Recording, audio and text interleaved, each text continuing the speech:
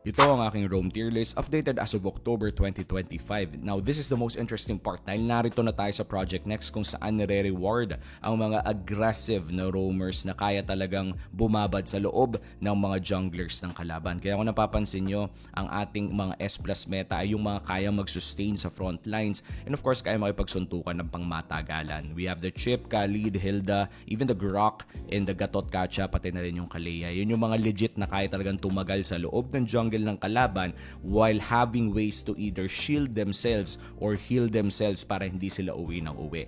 Yung mga S- conditional natin, ito pa rin yung mga gumagana depende sa mga compositions na meron sila. And of course, obvious counter picks against certain meta picks. So yung Matilda, never nang mawala sa meta yan dahil napakalakas talaga ng binibigay ng utility. And of course, the Franco against Joy compositions.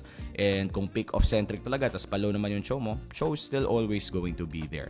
Angela, on the other hand, ay nagbabalik sa may mga bandang itaas, mga A+, dahil napakalakas pa rin naman ng kanyang heart guard. But I wouldn't really recommend it sa loob ng roam dahil nga yung mga aggressive roamers natin katulad na lamang nila Grok or even the Kalea ay mamandohan lamang siya ng wala lang, especially in the early game.